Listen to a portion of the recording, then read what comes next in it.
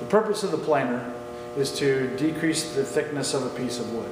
So this piece of wood I measured out at 3/4 of an inch, and for our Bowman box, we want to get it down to 5/8 of an inch. So for example, with the Bowman box, I would measure the thickness of this piece of wood, this piece of pine.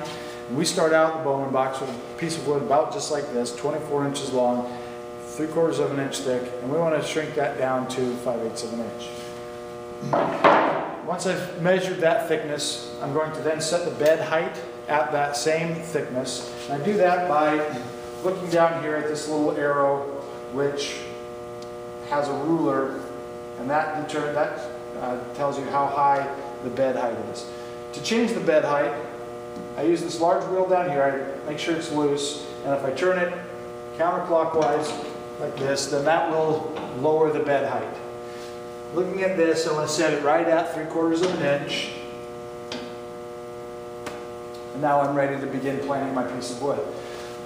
But before I do any of that, I've already done this, and I've checked all 6 sides of my piece of pine for any foreign objects, staples, rocks, nails, screws, anything like that.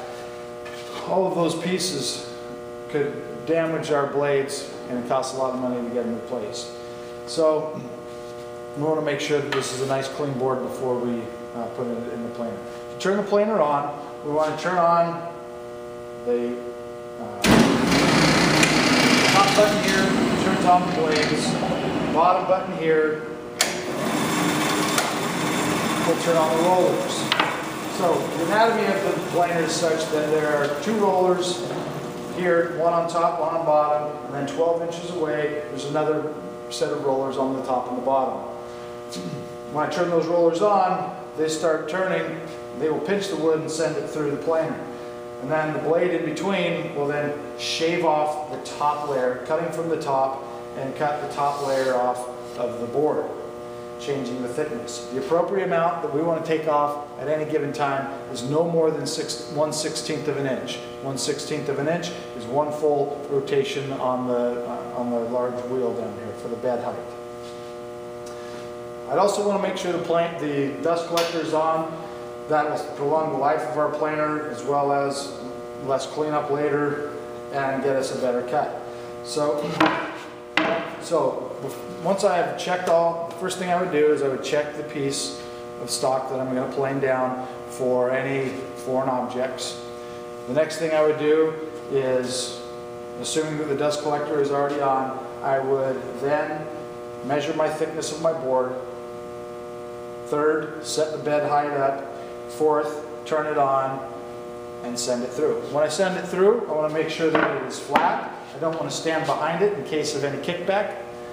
In my tenure here, I've only had one situation of kickback, and it shot back about 30 feet.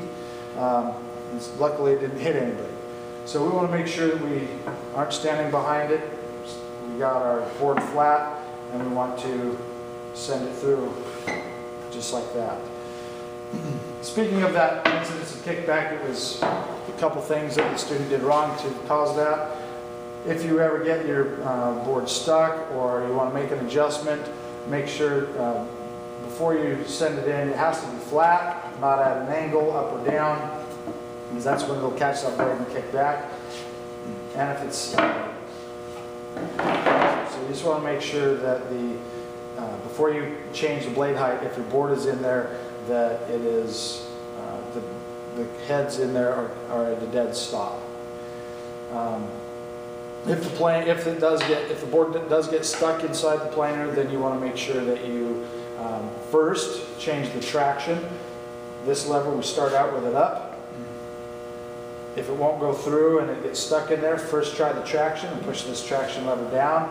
It's like wheels that will grip and send that through, hopefully a little bit better. If that doesn't work, then grab a push stick and try and push it through. If that doesn't work, turn the planer off, wait for it to come to a dead stop and lower the bed height. If you still can't get it out, then come get the teacher.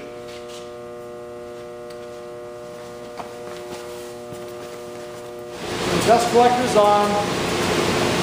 I want to plane this down to 5/8 of an inch. Turn on the blade and the rollers. make sure my board is flat, and I'm going to surface the worst face. I want to check and see. They're both pretty good. This side has the top has been removed. I want to take that out.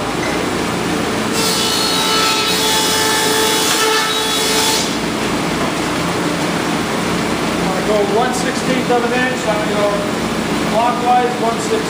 That raises the bed height 1/16 of an inch.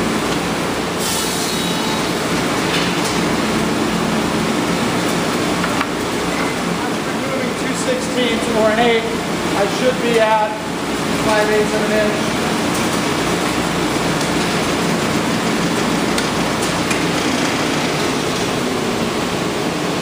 So now I'm at 5/8 of an inch. So I mentioned how you can't plane man-made materials. For instance, you can't plane plywood because as it cuts, you'll be just cutting glue, and it's really hard on the blades. But you can cut laminated material because the beads of glue are so thin that it doesn't affect the blade as badly. You can't cut things like melamine. An example of melamine, where you don't want to cut that stuff down. It'd be really hard because there's a lot of glue inside there.